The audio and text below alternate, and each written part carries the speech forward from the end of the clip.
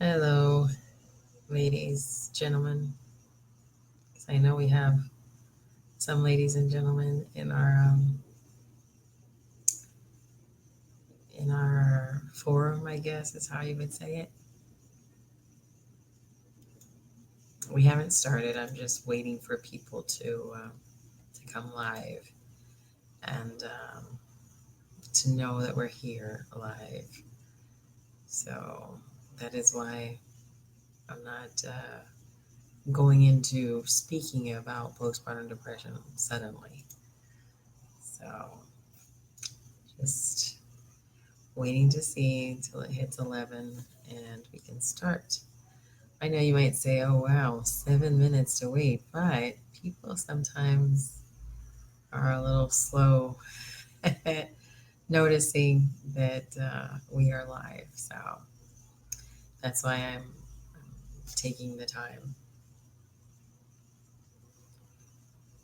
And plus, today's very important. I am so sorry. You're going to hear me hoarse, but I um, I was sick for 2 weeks, and the second week I got laryngitis. So gradually, I guess I am getting my voice back, and there's still some side effects of the illness that I had. I don't know what I had, so don't ask me that because I do not know. But that's why you're hearing me a bit hoarse. You're gonna maybe see me sniffling and I don't know, maybe coughing once in a while. So I do apologize. It doesn't sound good when you hear somebody with these effects. So bear with me, okay? I'm not new at this, but I am new at the whole being sick and trying to talk live. So as I see you guys come on, I will say hi, wave. Um, so for those of you who do not know me, I will start by presenting myself. My name is Maria Fontanes. I'm going to speak to you a little bit about our foundation, how we came to be. Um, this is not just because one day we decided to talk about postpartum depression or we just decided to make a foundation. If you notice, our website starts with a name, Aisha N. And we have a little picture in our profile of our girl. Um, yes, we lost someone to postpartum depression.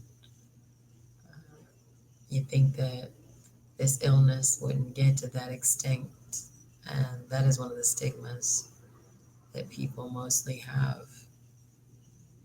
So, our dear Aisha was a normal person, just like any other. She was a happy human being. She was already a mother of one and had recently given birth to her second child. Uh, the whole first 30 days after the birth was a little bit difficult for her because apparently she was already going through depression. So that is how a few stresses that she was going through in her personal life uh, caused her to take her own life. But as the note that she left us, it seemed to her that she would harm her children, and to avoid that and be the better person, she preferred to take herself out of the picture. And sometimes we tend to do that. We don't want to put our loved ones through the stress or the sadness of letting them know that we are going through something. So that is how we came about um, knowing what postpartum depression was, all because we wanted to know what she was going through, what she was suffering at the time. And so it was an idea that popped up in one of our relatives' minds. to why don't we just create a foundation where we can create awareness and avoid this from happening to someone else. And I thought it was a great idea. And ever since then, we have made it our goal to make sure that no woman, no family, no husband has to lose their loved one to postpartum depression. And many people have many names for it: perinatal mental health disorder, which this is not a disorder. Um, some people call it perinatal depression, which I think it would be a great terminology for it. But the most common one that you see around is postpartum depression. This is a chemical imbalance situation. So that is something that we're going to talk about today. We're going to do a lot of talking about what postpartum depression is, what are the symptoms you need to look out for, and most of all, sorry, bear with me one moment.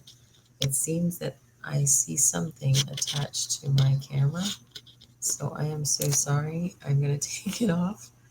I just noticed I had a sticker on it, so I'm sorry. It's like when you get new things and you don't fully unwrap them. So, today we're going to be talking about what is postpartum depression. We're going to be talking about what are the symptoms, what are the stigmas, and we'll be answering questions. So, if anyone has any question about it, if you can please wait until the topic is finished. And I'm going to go by parts. Like, I'm going to talk first about what postpartum depression is and give a pause for anybody who has a question if we have people here. And then I'm going to be talking about the symptoms. Hello, Soledad. And hello, Nicole. Uh, this is the English session. No sé si quieran esperar hasta las 12, que voy a estar hablando en español. Pero a esta hora es el de inglés. Um, so I will talk about a topic and then I'll give a moment for questions.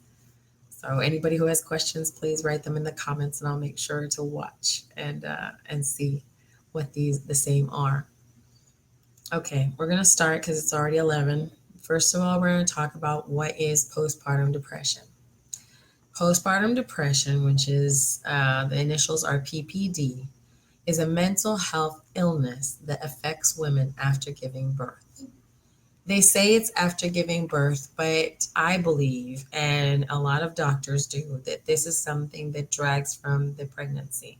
So you can have the depression already starting from pregnancy.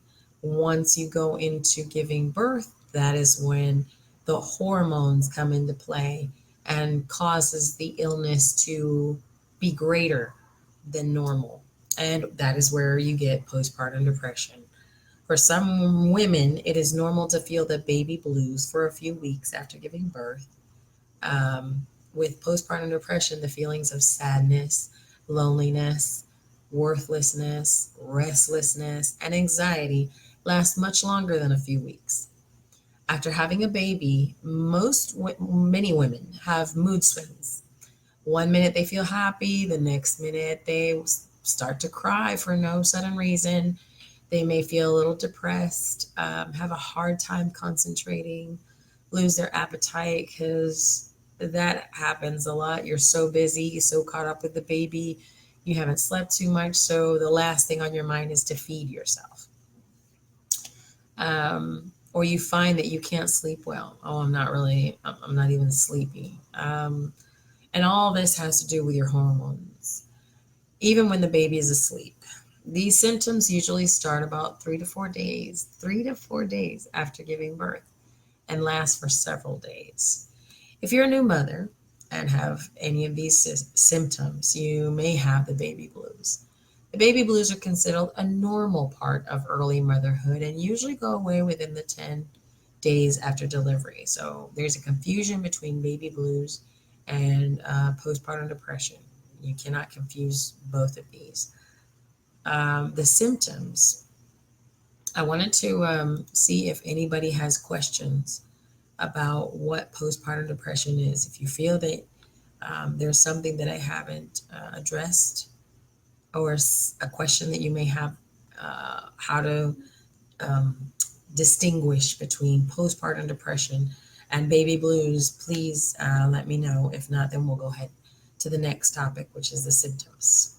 So I'll give you guys a few seconds if you have any questions, and then we'll move on. I only see two people who have joined, so I'll just go ahead and go on. Do you guys have any questions, Soledad o Nicole? No? Okay. So we'll move on to the next one. The symptoms. Symptoms of perinatal depression. Are you feeling sad or down often? You have frequent crying or tearfulness. You're feeling restless, irritable, or anxious. You have loss of interest or pleasure in life.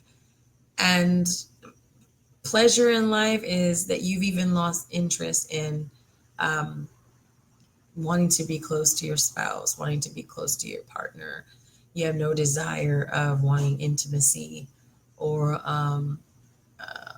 gain in any sexual intercourse with your spouse. That's not really in your mind. Loss of appetite is when obviously you don't want to eat, you don't feel like eating at all. Loss of energy and motivation to do things. You really do not want to get out of bed. You don't want to clean. You don't want to do any of the household chores that are needed. You don't even want to deal with the baby. These are things that you lose energy for. You have difficulty sleeping, including trouble falling asleep, trouble staying asleep, or sleeping more than usual. The feeling of worthless, hopeless, or guilty. These symptoms I want to address because worthlessness is that you feel that you're an incompetent mother, or you feel that you're not enough of a good mother, or someone actually has put in your mind that you're not a good mother. Hopeless is that, well, there's no hope for you. You're not going to get out of this. You don't understand what's going on, but you feel like you can't. Nobody's going to be able to help you. Guilty. Guilty is when you feel that, okay, this is my fault. It's my fault because I don't wanna deal with my child. I don't know why, but it's because of me. There's something wrong with me. Um, so another one is unexplained weight loss or gain. If you lose too much of weight during those first 40 days or the first 6 months, because it's normally during the first 6 months after you give birth, or you gain too much weight, even though you're not eating, there is something wrong.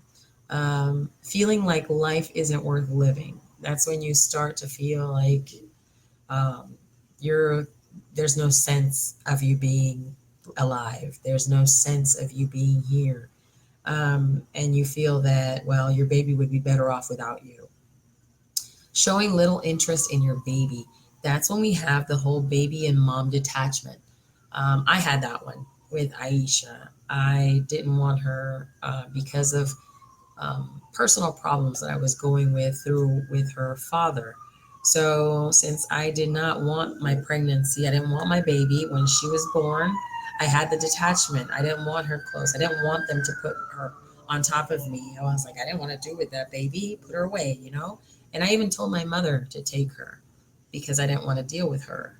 That sense of detachment, it's not that I was being a bad mother.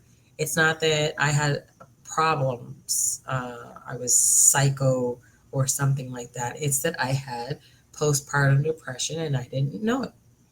And many mothers have that situation that you don't know what's going on with you. So it's not your fault, and there is no sense for you to be guilty for it. If you guys have any questions about the symptoms, If there's some symptom that I have not mentioned, please feel free to say it in the comments as well. Um, there is the next one is we're going to go into the stigmas. There's a lot of stigmas in society about perinatal um, mental health anxiety or perinatal depression. I wrote some of these stigmas that people tend to have. One of them is that people say it is not an illness. Yes, yes, it is. It is an illness because it's something that you can acquire just like a cold, because your hormones, your body, have a lack of something. In this sense, your estrogen level is lower than normal, and your it's estrogen, and there's another one. Oh my gosh, why is it that I have these brain farts all of a sudden? Brain fogs. It's estrogen level, and there's another hormone that you have that decreases as well. Um, I will think about it, and I know I'll remember it before we finish this.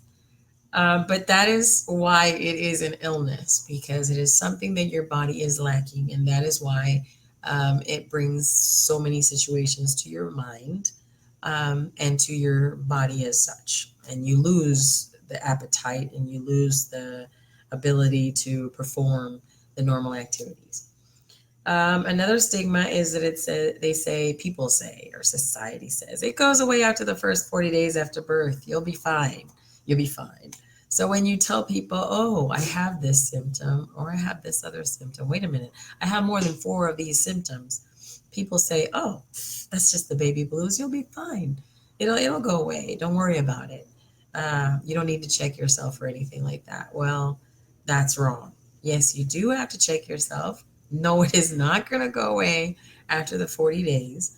That is just, as I said, it's a stigma. Society has a tendency of telling you that. So you mentally tell yourself it's going to go away in 40 days. Don't do that. Yeah, there is something there. Please analyze it and make sure that you go to a doctor to have them check you for it. Another stigma about postpartum depression is if I don't, sorry, that's my mom that you see there. If I don't tell anyone, it will go away on its own. Okay, so I'm going to be quiet about this. I'm not going to tell anybody that I have postpartum depression, and it'll go away. Just like, okay, I have this jacket on, and if I take it off, it's gonna calm down. That's not how postpartum depression works. I'm sorry. Um, so once you know that you have postpartum depression, you need to inform somebody. You need to tell your doctor. And as I have said in my perinatal mental healthness group, you have to make sure that the doctor that you go and see actually knows about the problem that you're taking to him. It's like, okay, I have a cancer. I have cancer. Am I going to go to a doctor that treats tuberculosis, or am I going to go to a doctor that treats diabetes for the cancer I have? No. So you need a doctor, let's say a gynecologist, or maybe even the pediatrician that tends to your baby after you give birth. If they are aware and know and have the knowledge and certification on perinatal mental health anxiety moods, or perinatal depression, or postpartum depression, that is the doctor you want to see. Make sure that you are seeing a doctor that knows about this illness, because you don't want to be stuffed with drugs. You don't want them to give you medication and say, okay, after you take this, it'll go away. That's not how this works, people. And if you go to a psychologist, make sure that the psychologist doesn't, or psychiatrist doesn't tell you that you need a narcotic to actually get your hormones back in place. No, you're going to try to do this as natural as possible. I'm not one to actually dose myself with a lot of narcotics, pills or such. So we're going to try to do this in the best way possible. Another stigma that there is people will come to you and say, oh, you're such a drama queen.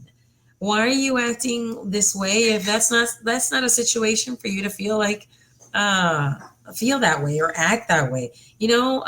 So when you see that someone tells you you're being a drama queen, do you actually know what postpartum depression is? Do you know what the symptoms are? If you do not, I suggest that before you actually call me a drama queen, you inform yourself because postpartum depression is real. Sorry, that's my husband. Another stigma that people put on you is they'll say, "What a bad mother you are. Can you not see that your child is crying and needs you? Maybe I'm going through postpartum depression. I don't want to be beside that child. Maybe I need help.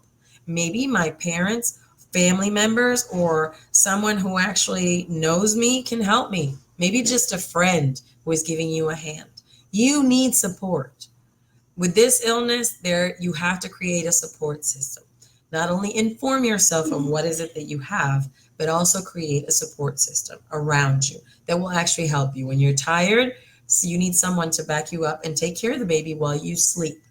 If you're not eating, you need somebody to take care of the baby while you feed yourself. If you do not feel like dealing with the everyday or ongoing things that we do at home, like sweeping, mopping, washing dishes, cooking, have someone help you with these things because believe it or not, when you're suffering from postpartum depression, you don't feel like doing anything. Your mind is telling you, it's like a mind game. And your mind is telling you that all you want to do is sleep. The last thing you want to do is actually do things with the house, deal with the baby, or any other stuff. So you need a good support system, people who understand you, people who know what you're going through. And that is why I'm creating this awareness. That is why we're talking about this today. Another stigma is you're such a bad wife. You're not tending to your spouse. Do you know he spends most of the time out of the house because he doesn't want to deal with your crying all the time, or he doesn't want to deal with you not doing the things of the house? Again, we are suffering from postpartum depression. You're not going to want to deal with your husband. You're not going to want, you don't feel like dealing with the day to day wife duties. You don't want to be caressed. You don't feel like having sex. You don't feel like, what else could you do? Like going out on a date with your husband. You don't want to get out of the house. You are depressed. Your hormones are out of whack. And besides that, you also have to deal with a baby who is crying almost every 2 minutes. So that's why I said you have to make sure that the people around you, your support system, and the people that you get close to know what you're going through. What is it that you have? And there's another stigma that people think that this is a disorder. Postpartum depression is not a disorder. And I'm going to explain to you why. Yes, it is much needed. Going through postpartum depression is not easy. And it's something that people don't want to talk about because of these stigmas, because of what society has us thinking. Oh, we're supposed to be super moms. Really? I don't think so. And having a baby is supposed to be, ooh, the American dream. No, not only have I giving a child, pushing a child out of my body, which was stellar, having all these pains for so many hours. And if you had a C-section, you still went through the pains. And yes, Noemi Matias, it does shut you down. It shuts you down completely. And that is why we need people to lift us up. That is why we need to go to the doctor that actually knows what we're going through and can provide us with the correct program to actually get out of this. There is a story I wanted to share with you guys about, if I can find it. Sorry. This is from the website Day One. It says, this is Jennifer's story. Jennifer was 22 years old. When she gave birth to her daughter at a hospital in Florida, she was happily married. She had a job she loved. She was surrounded by a support system that she could only define as amazing. Her entire life, she had dreamt of being a mother. After her daughter Kaylee, she was born, she slipped into a funk that she chalked up by being tired, being a tired new mom. As time went on, she realized that it wasn't just exhaustion that was causing her to feel not quite herself. She was miserable. She had this perfect baby, so much love around her, but she couldn't shake the feel of sadness.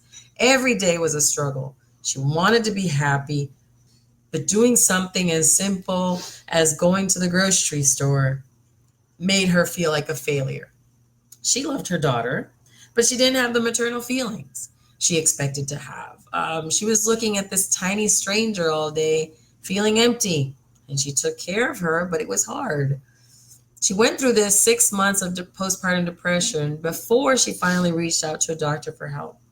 She knew she was depressed, but she didn't know that her what her doctor may think. And most of the time, we don't know what the people around us may think if we actually say we have a problem. Maybe they'll take away my child if I actually say that I have a problem. Or maybe you'll go and talk to the mothers that you see at the park thinking that they understand your situation. And instead of helping you, they'll just play this guilt trip on you. That's not really helping at all. So, Jennifer, her story is not uncommon by any stretch of the imagination. She's one of the few that actually reached out for help. According to the Center for Disease Control, 1 in 8 women in the US is affected by postpartum depression. Of those women, only 15% ever get professional treatment because they're scared, because of the fear of these stigmas, because most people think that you are not capable of taking care of your child. You must need to see a psychiatrist, or maybe you need to be locked up. And immediately we think that it's something that needs to be a taboo. No. The emotional and mental struggles that so many women deal with after giving birth are deeply stigmatized and make it a challenge for them to reach out or receive help that could potentially save their lives. Jennifer's reasons for putting on a brave face while fighting such an immense internal battle are similar to many millions of women who do the same every day. They don't want to be judged, they don't want to be stereotyped or deemed as an unfit mother, because the first thing that you're going to think of is DCF. They're going to come and take away my child. My husband's going to take away my kids. He's going to divorce me, blah, blah, blah. And it's not the blah, blah, blah that I don't care. It's that all of the things that come around with it. You don't want none of it. So you tend to close yourself in and say, I'm not going to talk about this, because if I do, I'm going to be deemed an unfit parent. I'm going to be deemed a monster because I don't love my child. I'm going to be deemed an unfit wife because I don't want to be close to my husband right now. I don't want to be close to my partner. And these are things that happen. We need to break these stereotypes. We need to break these stigmas. Using the word disorder to describe postpartum depression or anxiety causes us as a whole to assume that someone who does not struggle with depression or anxiety is normal, and someone who does is abnormal or disordered. This type of language can be easily blamed for creating a barrier between those who need help and help that is available to them. What we need to be taught is that just like a physical illness, postpartum depression is a matter of cause and effect. This website that I am talking from, I'm going to make sure to put it in the comment section so you guys have more information about it. Any questions that you guys might have till now, please make sure to address it in the comment section. I can see what you guys are commenting, so I can actually answer the questions. Any question that you might have missed from the what is postpartum depression? Thank you for all those faces. They're so cute. I love the smileys. Any questions that you may have about the depression, the symptoms, or the stigmas, please feel free to ask me right now. I can answer them. I have so much information right now around me, websites that I have up, and I normally tend to only get the information from the Mental Health Society or our national health organizations. I try to make sure that all the information that I provide to you is accurate. I don't want you guys to think that when I talk to you about postpartum depression or perinatal depression, it is just out of my mouth or out of my brain. I'm not that knowledgeable. I do try to make sure that I have enough knowledge about the fact or the topic, because this is something I am very passionate about. And as I said before, my daughter died of this, and I have told myself time and time again, I'm not letting anybody lose their child anymore. I'm not letting any parent have to go through the pain that I went to of not knowing what is going on with their child. Um, what is it that is affecting my child to a point where she decides that it's better to take her life than to actually hurt her kids, or for her to keep going on with life being so miserable. If you can help your child, your niece, your cousin, your friend, your daughter, your sister, anybody who is close to you or that you know or you come across, that you feel that, wait a minute, I've heard those symptoms before, or I've actually heard, I don't know, maybe that lady, I can't remember her first name, but her last name is Panettiere, that she's an artist. And the other one, what's her name? Oh, I'm so bad with names. This is like a bad moment. I should have written these down to tell you guys. But so many artists that we see now coming up with postpartum depression. It's been ongoing. It's nothing new. They've made it, seen on the TV, but we want to make sure that everybody knows, everybody around us, everybody in the community, everybody around the state, around the nation, around the world. Postpartum depression is not a disorder. It is an illness. It is something that can be treated and it will go away, but you need to seek medical care. You need to see a psychologist, because you're not only trying to treat your body and the hormone situation, you want to also treat all these stress triggers that are not helping you get back into place, are not helping you be you again. So that is why I wanted to make this live feed today, because I believe that we need to know what is going on with postpartum depression, with perinatal depression. Pretty much they're the synonyms. Synonyms? Synonyms? Cinnamon. Ay, Dios mío. I'm going to end up saying cinnamon. Cinnamon. It's like Nemo and his name for his house. So I'm sorry, but you pretty much understand what I'm saying. It's the same word, but they're different words, but the same meaning, same problem. And we need to address these problems. We need to address the fact that our women are not drama queens. Our women are actually going through something that is horrible, and you shouldn't go through it alone.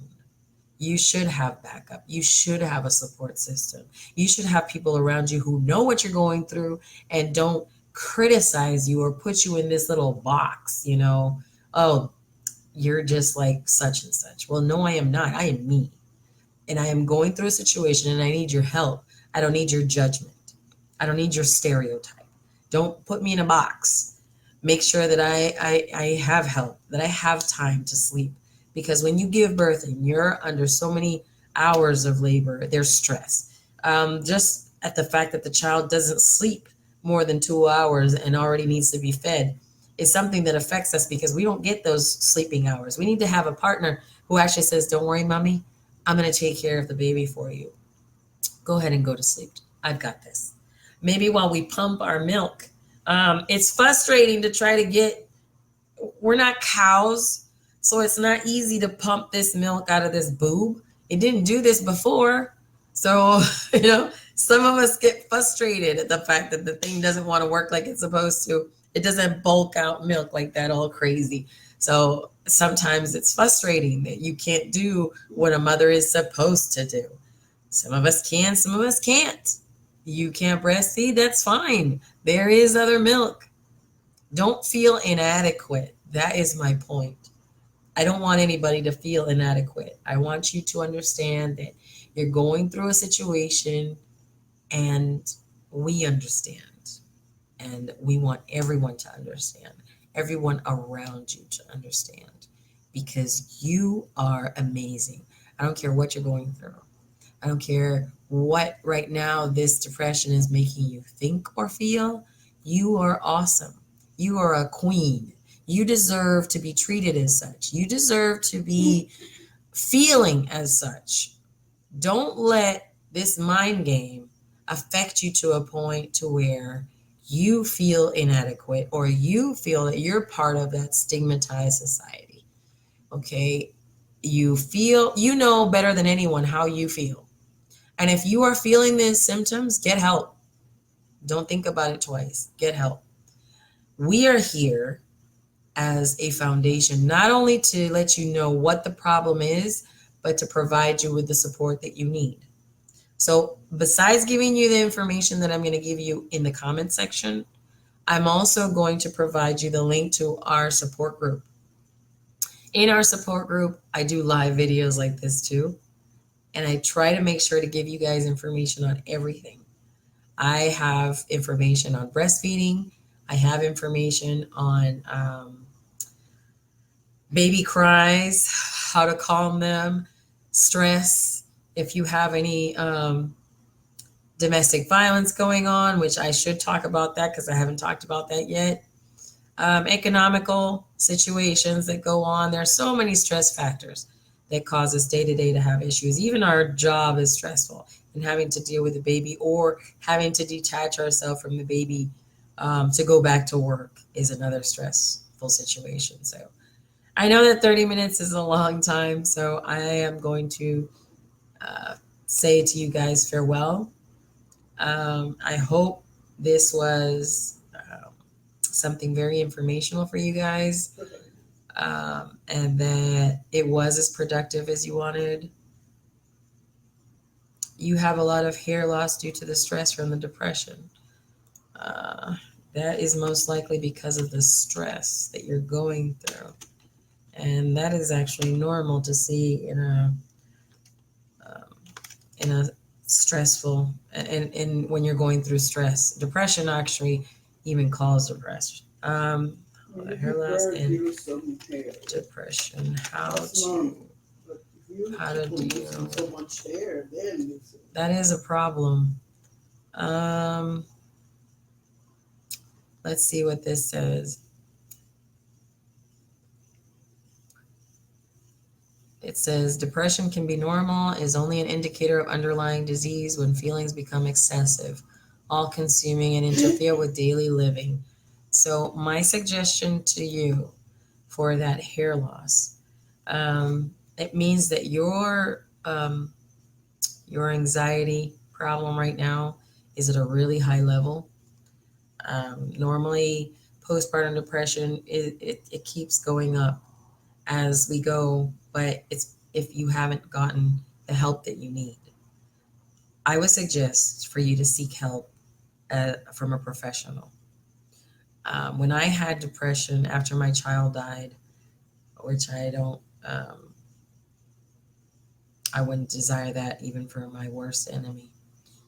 It was difficult. I saw the situation I was in. I lost my job because of it. I didn't want to lose my husband because of me being locked up in my room and crying all the time. So, what I did is that I sought help from a therapist. Nobody needs to know why you're going to the therapist. But when you seek counsel, they can help you figure out what to do with the stress that you have, how to cope with the depression, and how to get yourself back to normal. Because you want to reach normality again. It's just depression, it feels like you're never gonna get there. Like the depression is so much that it's eating at you. You feel like you have like this leech that's attached itself to you, and the more you try to get out of it, the more it pulls you in. So the only way to get out of it is with the help of somebody to talk to you. Believe it or not, when you communicate what you're going through and you're able to express what actually aggravates you or what is making you sad or what is making you mad, you can actually find the way to get out of it. Like the doctor that I was going to, they have like this confidentiality agreement that you have to sign that they can't uh, give any information to anyone. I mean, to be able to get those records, they have to subpoena them. And even if they subpoena them, if the doctor and you say no, no one can see them. So when you go to a therapist, which I call a therapist, but it's actually a psychologist, when you go to them, they can't disclose to anybody what you say. You need to talk to someone because you need to get this out. While it stays inside of you and you keep saying, I don't need to do that right now. It's really not important right now. I'll do it later. It keeps growing. It keeps building. You're making yourself into a bomb because it's going to get to a point where your body's not going to support it anymore and you're going to explode. And when you explode, there's different types of things that could happen when that explosion occurs. You can either hurt yourself, you can either hurt somebody around you, or you can do something that you will regret and you don't want to do that. You don't want to be on medication that's excessive. If you are already on, I don't know if you are on medication or not, but there's certain types of medication that actually causes more depression instead of taking it. I'm not one to actually do medication. I don't really believe in that. But if you believe in it and you want to go into the medication, then go to your doctor and tell him, look, this isn't healthy. Instead of making me better, it's actually causing me to feel worse. And I'm even losing my hair to it. Okay. Or if the stress level is so much that every time you wash your hair, you feel like clumps come out, you need to liberate whatever it is you have inside of you. Okay. Because as I said, we're like sponges. You can keep up soaking stress, you can keep up soaking situation. There's going to come a time where you're just going to blow out, and you're going to blow out at the wrong person. And most likely it might be somebody who you love and that is close to you. So let's try to avoid that, and try to find a solution to our problem. Um, did that answer your question?